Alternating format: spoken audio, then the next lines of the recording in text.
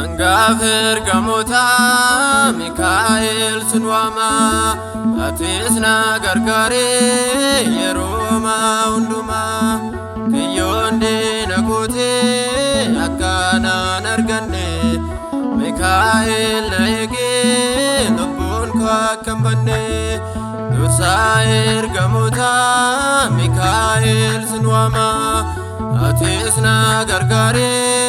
yeroma unduma kiyonde nakote akana narganne Mikael naege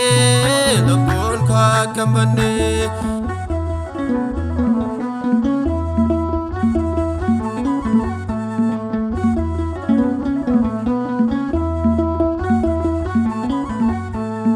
warase wammato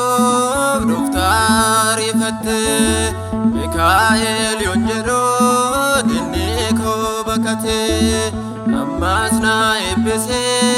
fanno kan ketine akkan jeradofe golgolota wale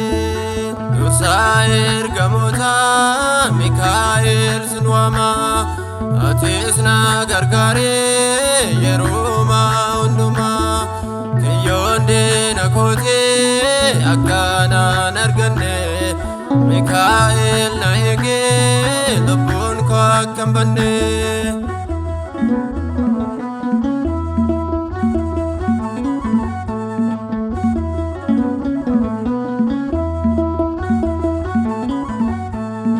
talaye chadwa jirenya jijirte yerode pokote anana wamatte namnena tufato satina antufanne dursair gamuta sitna fanataye dursair gamuta Mikael sunwama atisna gargare yeroma unduma kiyonde nakote akana narganne Mikael naege lubun kwa kambanne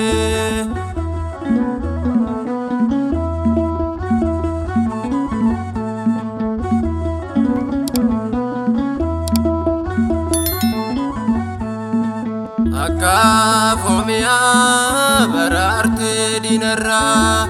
anasna bafaddo sinwama dara akuma gargarte ummata Israel goyado mesani alkani fadani dusair gamota Mikael sunwama atisna gargare yeroma unduma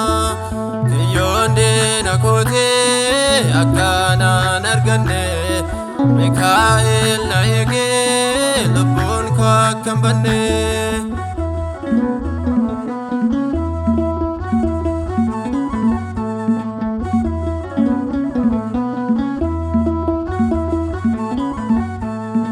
nadogo gortodaf dinina tidufe